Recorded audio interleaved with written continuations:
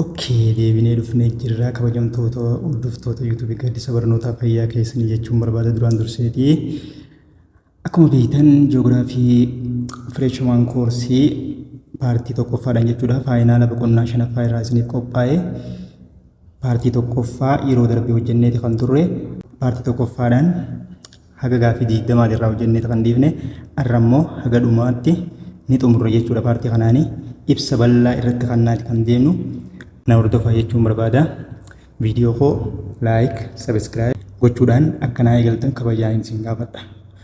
Laayik godhuun isin hin miidhu, sabiskiraayib godhuun isin hin miidhu waan ta'eef anaaf ammoo fakkeenyaaf viidiyoo kana hojjechuudhaaf namni chaalenjiiwwan meeqa argeeti jechuudha. Isin ammoo laayik qofa gootanii bilisaan beekumsa xiqqaallee yoo ta'e irraa argachuun waan isin miidhu natti hin fakkaatu. Kanaaf laayik sabiskiraayib gootanii akka naaf eegaltan jechuun barbaada. Haa eegallu. Gaaffii 21 irraa itti fufnaa. Gaaffii 21ffaan maal jedha? Gaaffiin 21ffaan what is the primary factor determining the spatial distribution of temperature in Ethiopia? Maal jechuudha kana jechuuni? Faaktaroota armaan gadii keessaa jalqaba irratti jechuudha. Jalqaba irratti haala faca'insa tempereechara Itoophiyaa keessaa determine gochuudhaaf faaktoriin primary ta'e kamii jechuudha. The primary factor is what? Latitude and altitude jechuudha. Kunis maali? Latitudein akkuma beektan mudhii lafaa irraa jechuudha. Fageenya jiru kan safaru yoo ta'u, altitudein ammoo qixa diriira galaanaa irraa ol jechuudha. Kara samiitti jechuudha. Altitudein akkasii, latitudein ammoo fageenya lafti tokko yookaan bakki tokko mudhii lafaa irraa qabdu kan tempereechara isiitti determine godhu jechuudha. Kanaaf deebiin isaa latitude fi altitude jechuudha. Gara gaaffii 22ffatti yoo dabarre immoo gaaffiin 22ffaan which region of Ethiopia is the lowest mean annual temperature is recorded? Akkana jechuun tempereechara waggaa jechuudha. Average tempereechara waggaa yookaan jiddu galeessi tempereechara waggaa xiqqaan kan itti galmeeffamu naannolee armaan gadii kana keessaa isa kamii jedhe. Kana walumaa galatti akka itti qabattan lowest mean annual temperature yookaan average annual temperature kan galmaa'u naannolee lafa ol ka'an irratti yoo ta'u, naannolee lafa dakee yookaan gadi bu'aa ta'an irratti lowland ta'an irratti ammoo maaltu galmaa'a? The highest annual mean annual temperature dha jechuudha. Kanaaf naannolee kana keessaa kan barbaadne jechuudha nuti. Lowest mean annual temperature waan jeef lowest isa galmaa jechuudha. Naannolee lafa ol ka'ooti. Kana keessaa naannolee lafa dakee ta'an gadi bu'aa ta'an maaliif irraa goona jechuudha? Dafnee X irraa goona jechuudha. Kanneen akka fakkeenyaaf A maal jetti? A Afar depression kan jettu X irratti goona. Maaliif? Haayilaandii dha barbaadna nuti. Baalee maawunteenii bira qonna haayilaandii dha. Saawuzii Isterni Lowlaandii jaa kaansel irraa goona. Saawuzii Isterni Pileenii jaa yookaan pilaatoowwan kibbabaa biyyattii jechuudha. Amma kana keessaa maal goota? Isii Baalee maawunteen jettuu fi Baalee maawunteen tan jettuu fi maal wal bira qabda jechuudha? Baalee maawunteenii fi Saawuzii Isterni Pileenii wal bira qabda jechuudha. Lameen tana kompeer goote inni ol ka'iinsa guddaa qabu maal ta'a jechuudha? Lowest mean annual temperature dha jechuudha. Superlaatiividha ni galatanii superlaatiividha. Inni tokkicha baana jechuudha. Tokkichaan gaara hedduu wajjin gizee wal bira qabnee ilaallu yookaan lafa ol ka'oo hedduu wajjin wal bira qabnee armaa gadii kana keessaa wal bira qabnee ilaallu lowest mean annual temperature kan keessatti galmaa'u jechuudha. Gaara Baaleetii jechuudha. Maaliif? Ol ka'iinsa isa kana baay'ee guddaadha. Kanammoo jara warra kibba ba'aa kana jiran immoo maali? Hanga Baalee maawunteenii kan jechuudha. Maaliif? Baalee maawunteenii zawwa Western Highland keessa jira waan ta'eef naannoo kompeer goone Baalee maawunteenii waan caaluu fi gara gaaffii 23ffatti yoo dabarre which of the following season is receive the highest what? The highest rainfall in most part of the Ethiopia. Kutaalee Itoophiyaa baay'ee keessatti waqtiin rooba olaanaa isin argattu waqtiilee armaan gadii kana keessaa isa kamii jedhe? Aan winteriidha. Baan springiidha. Siin ammoo samariidha. Diin autumniidha yaa. Kunis maali beekamaadha? Samariidha jechuudha. During the summer the highest or the largest part of Ethiopia is what? Receives the high rainfall jechuudha. Rooba olaanaa kan argattu waqtii samariiti.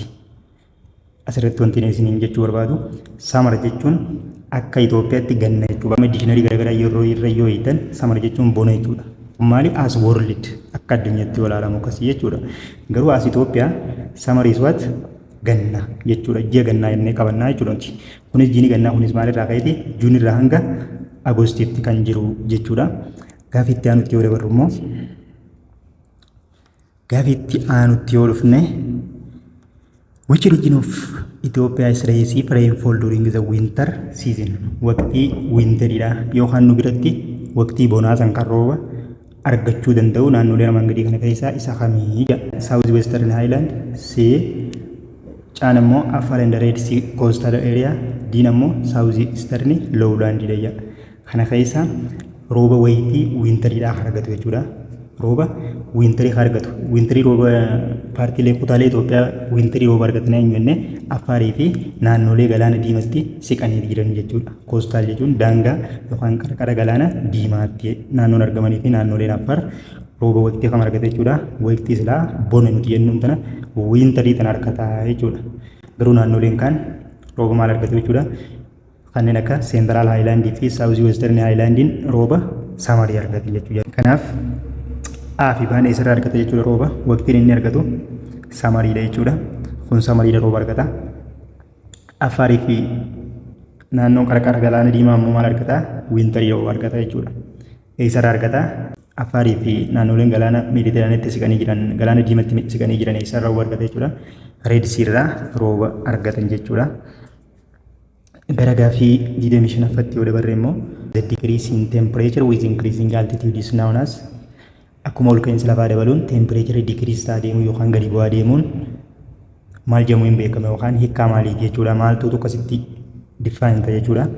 A thermal inversion, B lapse rate, C adiabatic heating, D temperature gradient dha.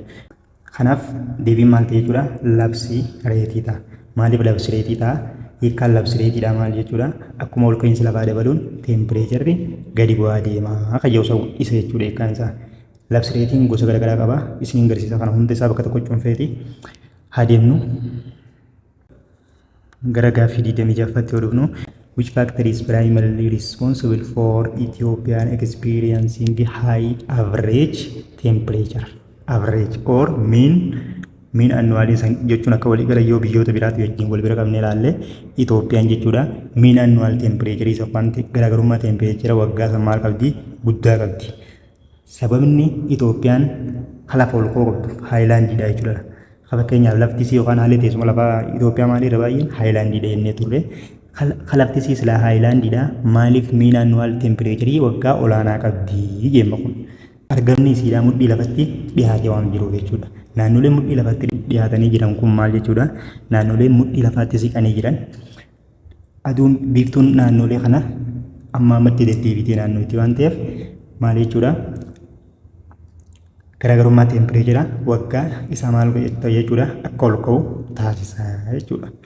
Kanaaf mean annual tempereecheriin olaanaa kan ta'eef sababa Itoophiyaan maal taateef mudhii lafatti laatitiiwudiidha yoo ilaallu mudhii lafatti dhiyaattee waan argamtuuf kunis laatitiiwudiidhaan Itoophiyaan hangam takka fagaatti jechuudha. Kana mee fakkeenyaaf kaasee yoo isin agarsiise Itoophiyaan fakkeenyaaf sarara mudhii lafaatirraa haga fagaattu qabdi jechuudha. Fakkeenyaaf kun maal jedhama? Laatitiiwudiidha kuni. Kun laatitiiwudii yookaan maal jedhama? Ikweetariidha jechuun mudhii lafaa jedhama. Laatitiiwudii jechuun sarara dalga sararamu jechuudha akka walii galatti. Kun Meeditiriyaan jechuudha. Irraan gadeewwan sararoonni irraan gadee sararaman maal jedhama? Bantii kaabaatii hanga kibbaatti sararaman maal jedhama jechuudha? Loongitiiwudii. Kanaaf Itoophiyaan eessatti argamti jechuudha?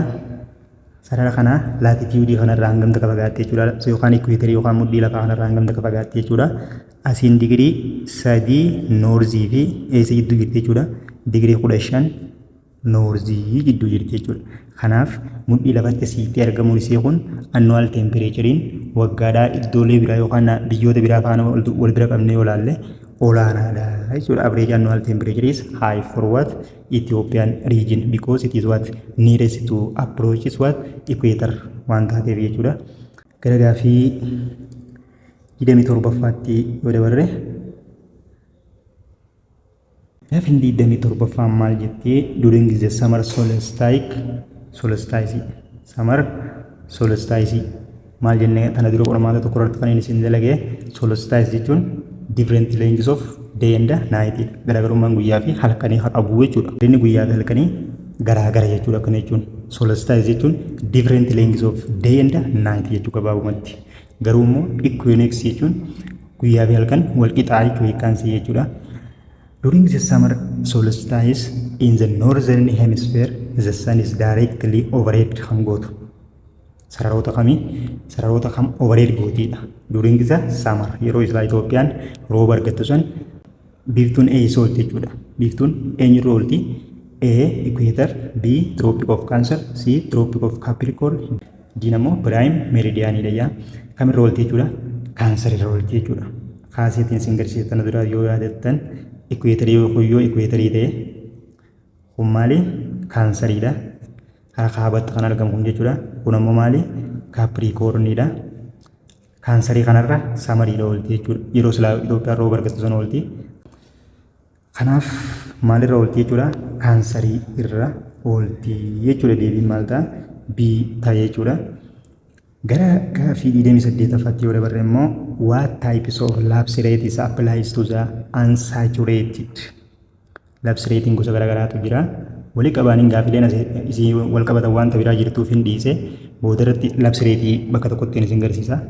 What types of lapse rates applies to unsaturated rising area? Unsaturated apply kan gootu gosa lapse rate keessaa isii kan ijaa A. Environmental lapse rate, B.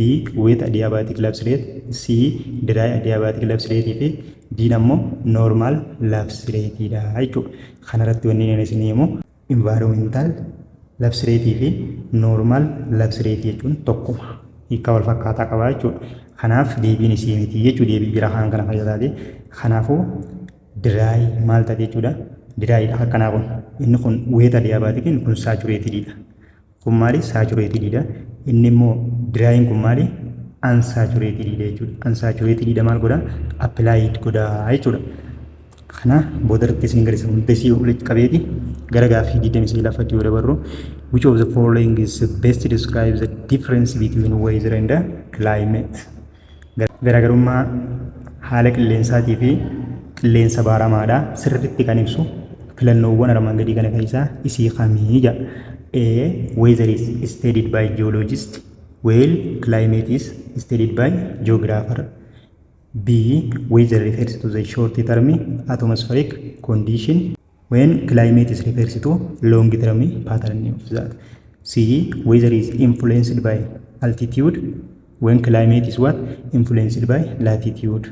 D. Namo weather is measured in years when climate is measured in days.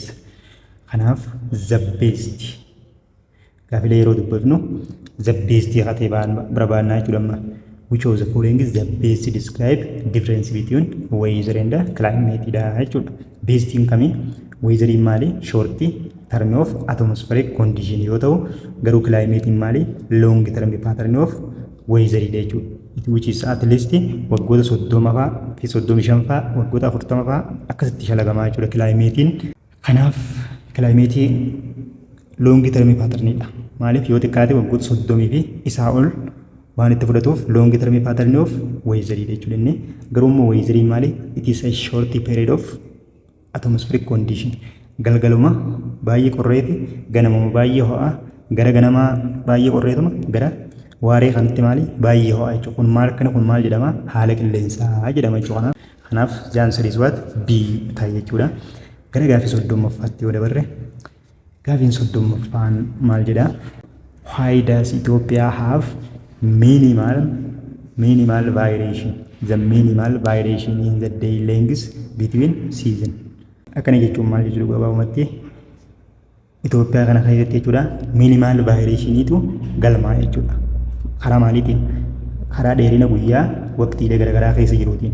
Fakkeenyaaf kana jechuun maal jechuudha gabaabumatti waqtii samarii keessa jiru fi asitti waqtii wiintarii keessa jiru jechuudha. Wal bira qabnee yoo ilaalle dheerinni guyyaan asii fakkeenyaaf guyyaan as jalatti deeyin samarii jala maal fakkaata dheerinni isaan gamta akka fi kan jiru fi deeyin ammoo wiintarii jalatti deeyin hagamta akka dheeratu kan jiru maali garaagarummaa xiqqaa qabaa jechuudha.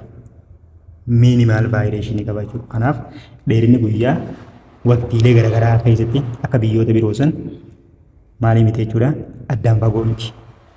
Dheerinni waqtii gannaa jiru yookaan waqtii birraa jiru fi arfaasaa jiru wal bira qabnee yoo ilaalle guyyaan yeroo arfaasaa jiruu fi guyyaa yeroo wintariidhaa jiru immoo yeroo bonaa yookaan wintarii kana jiru garaagarummaa baay'ee hin qabanii jechuudha. Garaagarummaa xiqqaa qaba. Akka Itoophiyaan akkasii garaagarummaa xiqqaa san qabdu wanti isii godhe sababni maalii je sababni isii. Kunis maaliif jechuudha. Irra deebitee maali ikkuyeetariirra waan siixuufi. Waan akkam taatee fi mudhii lafa siixee waan jirtuufi. Ikkuyeetariitti waan siixuufi jechuudha. Kunis gara gaaffii 31ffaa yoo dhufne gaaffiin 31ffaa maal jetti? What is the approximate dry adiabatic lapse rate? Dry adiabatic lapse rate per 1,000 meters. Duraanuu maal jenne lapse rate jechuun maal jechuudha? As altitude is increase, temperature is decrease jedha. Akkuma ol ka'insi lafaa meetira murtaa'e tokko yookaan meetira 1,000 ol dabalaa deemu hammi tempereecharaa digirii seelisheesii hanganaan gabbu'ee kan tilmaamu jechuudha. Sana keessaa dry adiabatic lapse rate meeqa jedha? Akkuma ol ka'insi lafaa 1,000 meetiraan dabalaa deemu garuu tempereecharii digirii seelisheesii 10 gadi bu'aa jedha. Garuu immoo jatu'aan shaniin tun ta normaal lapse rate jechuudha. Isiin tun maali? Normaal lapse rate kana jechuudha. Normaal lapse rate. Normaal jechuun normaal lapse rate jechuudha. Yookaan maqaa biraa isii maal jenneen? Environmentaalii tan jechuudha. Environmental lapse rate jedhamtu san isii tan jechuudha beekamtuun. Isiin tun akka waliigalatti kan fudhatamte san jechuudha. Normaal lapse rate meeqa? Akkuma ol ka'insi meetira 1,000 dabalaa deemu temperature degree celsius 6.5 gadi bu'a kan jedhu it is the normal lapse rate or environmental lapse rate jechuudha. Gara gaaffii 32ffaatti yoo dabarre gaaffiin 32ffaan maal jedha? Which control of climate is most responsible? The most. Which control of climate is the most responsible for the variation in temperature between Ethiopian highland and Ethiopian lowland? Faca'insa temperature Itoophiyaa lafa ol ka'uu fi lafa dakkee yookaan gadi bu'aa ta'an irratti meejor gochuudhaaf yookaan garaagarummaa isaanii kana kontirool to'achuudhaaf shoora guddaa kan qabu yookaan inni irra caalaa kana kontirool godhuudhaaf gahee qabu kamiyyee A latitude, B ocean current, C altitude, D wind pattern jedha. Kanaaf gaafa Ethiopian highland and Ethiopian lowland jennu san caalatti lowland fi highland itti kadda qoodu faaktaroota armaan gadii kana keessaa kam jechuudha. The most one is what? Altitude dha jechuudha. The most. Latitude maal determine godha? Fageenya sarara equator irraa lafti tokko qabdu jechuudha. Fageenya leengizii lafarraa jechuudha. Itti dhiyoodha moo irraa fagoodha fayyoo jechuudha. Garuu immoo altitude jechuun ol ka'iinsaa fi gadi bu'iinsa lafa tokko determine godhu jechuudha. Irra caalatti kami altitude is the best. Paartiin filannoodha kanumaan godhabama. Paartiin itti aanu true false dha. Itti aada barugaa fi true false jechuudha. Gara paartii lammaffaatti yoo dabaru paartiin lammaffaan true false dha. Haa eegallu gaaffiin tokkoffaan maal jetti? Like, subscribe gochuu hin dagatinaa. Like naaf godhaa yeroo nan jecha irra deddeebiisin hin jedhu kana akka waan fakkeenyaaf waan biratti yaaduu dandeessu jechuudha. Garuu fakkeenya wanta kana viidiyoo kana hojjechuudhaaf dadhabbii hedduu alsaa hedduu hojjenne dadhabeetiin isin hojjedhe maaliif isin hojjechuu murteesse an akkuma keessan kana nama fireeshmaanii baratee sadarkaa irraa kana jiru waan ta'eef fireeshmaanii yeroo ammaa kana keessatti isin sadarkaa akkamii akka jirtan chaalenjii akkamii keessa akka jirtan waan hin beekuuf yoo xiqqaate uummata kiyya kana hagaan danda'e maaliin hin gargaaru qaba kan jedhu irraa kan ka'een viidiyoo kana hojjechuudhaaf dirqame tokkollee taatu lamallee taatu beekumsa xiqqaan qabu tokko yoon inni uummata kiyya kanaaf dabarse kan jedhuufiin viidiyoo kana akkaan hojjedhuuf na kakaase waan ta'eef isinirraa riizaaltiin barbaadu waan hin jirreef yookaan bu'aa tokko waan hafala isiniin hin jedhu kanaaf like subscribe gochuun akka na gargaartan. Paartii lammaffaa gaaffii tokkoffaan maal jetti? Ethiopia's climate is primarily controlled by the seasonal migration of intertropical what convergence zone and the country complex what topography dha. Qilleensa baramaa Itoophiyaa kontirool gochuu keessattuu waqtiilee bonaa gara gannatti waqtiilee birraa gara arfaasaatti jijjiiruu keessatti shoora olaanaa kan qabu maali? Intertropical convergence zone dha jechuudha. Fakkeenyaaf yoo fudhatan spring yeroo jennu san yeroo spring isla Itoophiyaa rooba argattu san isiin tun gara eessa dhayite jechuudha gara kaabatti ol godaante jechuudha. Isii tana jechuun maal jechuudha karaa biraatiin low pressure jechuudha. Gabaabumatti hiikkaan isii tana jechuun low pressure jechuudha. Low pressure gaafa low pressurein gara bantii kaabaa sanitti ol godaane saawuzii westernii sanirraa bubbeen karamirraa garan bubbisa yoo jenne bubbeen bakka pireejeriin guddaan jirudha gara pireejeriin xiqqaan jirutti deema. Isiin fakkeenyaaf pireejerii xiqqaa qabdi waan taateef gara kaabaa sana yeroo ol dhuftu gara saawuzii westii sanirraa ol dhufee Itoophiyaa paartiilee Itoophiyaa kutaalee Itoophiyaa baay'ee isaanii akka rooba argatan godha jechuudha. Kanaaf deebiin isii tanaa maal taati tiruu taati jechuudha. Tokkoffaan tun tiruu taati jechuudha. Okay, gaafii lammaffaa yoo gadda barre immoo gaafii lammaffaan maal jedha? In Ethiopia the daily temperature range is smaller than the annual temperature range dha. Maal jechuun jira? Garaagarummaan tempereechera guyyaadha. Garaagarummaa tempereechera waggaatii gadii jira. Itoophiyaa keessatti jechuudha noormaaliidha. Itoophiyaa keessatti wanti beekamu maal jechuudha? Garaagarummaan tempereechera guyyaa baay'ee guddaadha jechuudha. Kanaaf garaagarummaan tempereechera guyyaa eenyu caala jechuudha? Kan waggaa ni caala. Kanaaf ammoo inni kam jee irra xiqqaadha waan jeef soobaa jechuudha. Gara gaafii sadaffaatti yoo dabarre gaafiin sadaffaanis maal jetti? The Baraha agroecological zone is found at elevation above akkana jedha. Kuma lafa ol ka'iinsi yookaan ol fageenyi altituudiin isii jechuudha 3,200 meetiraa ol ta'eetu maal jedhama jedha barahaa jedhama. Foolsiidha jechuudha. Kun maali? Foolsiidha. Isiniin agarsiisa. Kana fakkeenyaaf okay kana jechuudha tooftaa tanaan qabachuu qabdan jechuudha. Kana maaliin qabachuu qabdanii? Tooftaa tanaan qabachuutu isinirraa eegama jechuudha. Kunis maali? The mean annual temperature. Mean annual temperature jiru. Temperature garaagarummaa temperature waggaa isaan jidduu jiru. Mean annual temperature olaanaa fi gadaanaa san gaafa compare goonee average isaa baafnu less than or equal to jechuudha. Kan inni gartanii less than or equal to yoo 10 degree Celsius kan ta'e maal jechuudha? Lafa ol ka'iinsi greater than or equal to 3,300 meetira taate maal jedhamti? Wircii jedhamti maqaan isii. Kool jedhama temperature bakka sanaa kooliidha. Kooliidha jechuudha temperature asirra jiru. Tooftaa tanaan akkanas diyaagiraamii kanatti kaa'atanii mean annual temperature isaatis ol fageenya yookaan altitude isaatis iddoo originii waan isin jedhamtus mara bakka tokkotti cuunfitanii qabachuu ni dandeessan jechuudha. Mean annual temperature akkana gattarreeffattaa isin asin akka gattarreeffatte booda leengisii isaanii asin gattarreeffattaa kun altitude isaaniiti. Garuu naannoleen kun maqaan isaanii maal jedhama akka gattarreeffattaa jechuudha. Kanaaf naannoon barahaa jedhamtu fakkeenyaaf lafa irra xiqqaa 500 meetiraa qabduutu barahaa jedhama jechuudha. Temperature mean annual temperature isaa irra guddaa meeqaati? Digirii Celsius 25 jechuudha. Kanaaf koollaan meeqa jechuudha? 500 hanga 500 jechuudha. Akkanumatti tartiibaan diyaagiraamii kanatti kaasaa qabadhaa jechuun barbaada. Kanaaf deebiin sii maal taatisiisanii? Foolsi taati jechuudha. Saniif foolsi taatee jechuudha. 3,200 oliin maali? Meetira kanaa oliin maali jechuudha? Barahaa osoo hin taane wurcii jedhamti jechuudha. Gaafii afuraffaatti haa dabarru. Gaafii afuraffaan maal jedha? Summer rainfall in Ethiopia is mainly caused by northeasterly winds from Asia dha. Akkana samarii jee bakka kanatti osoo akka tanan amma kun maal ta'a? Foolsiidha ta'a. Maaliif? Yeroo wintariidha. Akkanaa malee yeroo samariidha maal jechuudha? Saawuzii western irraa dhufti jechuudha bubbeen. Kaaba baharraa yeroo inni isiin dhuftu yeroo wintariidhaan gaafii reefu sanii Affaarii fi naannoleen galaana Meeditiraaniyaan siqanii argaman rooba kan argate yeroo wintariiti jennee mire yoo bakka tana wintar godhe sirriidha. Garuu amma bakka tana samar waan jiruuf deebiin isii tanaatis maal taati?